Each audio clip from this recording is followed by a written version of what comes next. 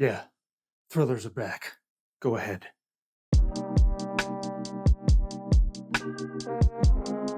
Gotta be careful. They don't want you to know that there's a thriller in theaters right now. It came out in Toronto last year, but now it's finally getting. It came out in Toronto last year, but now it's finally being released. Relay, starring Riz Ahmed and Lily James. Man, we've been starved for some classic paranoid thrillers the past few years. But Relay, directed by Hell or High Water's David Mackenzie, is here to bring it back. Now, in 2025, with our modern technology, how do you make a thriller where characters have to sneak around, undetected, be covert, try to avoid capture and harm while we have a 24/7 surveillance state? Well, Relay solves that problem in a very clever way. Does it also work as a throwback thriller?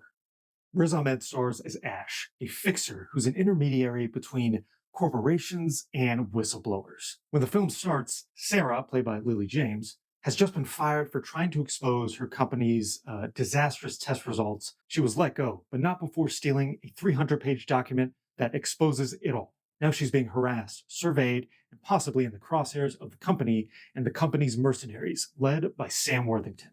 But this is Ash's job. He protects whistleblowers, and he uses a form of analog technology to do so by using a telecommunication device for the deaf in conjunction with the Tri State Relay Service, per the Americans for Disabilities Act, which means no relay service can record or disclose any information over a call. He is able to guide her through the steps of safely returning this document. But things get complicated when the lonely, former alcoholic Ash starts to form a bond with Sarah. Can he maintain a level head to keep her safe, or is this the client that might bring it all crashing down on him? We hear the refrain from current writers that it's hard to do a thriller when you're being monitored 24/7 and we have cell phones, and it's really hard to get away with things. So, by mixing the analog with the digital, Relay comes up with a solution. This is very much in the vein of your 70s thrillers. I know we hear that a lot when, a Marvel movie comes out, but it really is. Think 3 Days of the Condor, the parallax view. But usually the hero in that movie is the whistleblower. Well, here, it's the guy trying to help the whistleblower. A guy who lives a solitary lifestyle. A guy just trying to do the right thing. He's your Michael Mann type, your Le Samurai. And Riz Ahmed is perfectly suited for this character because he's the type of actor who can capture our attention by saying nothing. And indeed, maybe for the first 30 minutes, Riz is just doing and not speaking. It's so enjoyable just to watch a character perform a process that he's an expert in. And here, the movie is patient enough and trusts its audience enough to let them catch up to what Ash is doing. This isn't the most stylish of thrillers. I mean, it's filmed on location in New York and New Jersey, but director David Mackenzie has a steady hand with location and just letting the actors kind of lead the action. There's always this feeling that Ash is a part of the shadowy world, an undercurrent of espionage and violence that's perpetuated by the rich and powerful. And in today's modern hellscape where almost everything is run by corporations, it's kind of a humbling fantasy to think characters like Riz Ahmed are out there waiting to help the little guy. And that makes him an always compelling character through the twists and the turns of this movie.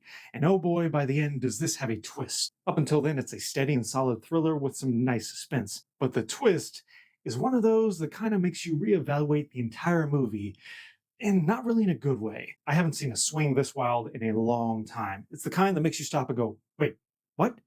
How? It's almost a movie killer because in some ways it diminishes everything we've seen before and lessens the emotional power that the movie was creating up till then. Now, that being said, this still ultimately settles down into something a little more plausible and stays focused on Riz Ahmed's character to bring it home. And while the conclusion of this movie, if it were in the real world, would in no way happen because we're living in a dystopia, you can't knock it for going a purely let's wrap this up in a movie way route. Relay is a solid thriller with a terrific Riz Ahmed performance. It's throwback enough to offset the contemporary stakes, and while a late game twist almost derails the whole thing, it ultimately comes to a decent close. I give Relay a respectable 3.5 stars out of 5. If you like this review, please like and subscribe or follow me on Letterboxd at Ramirez316. Remember, you didn't hear me, you didn't see me. This movie doesn't exist. In a good way.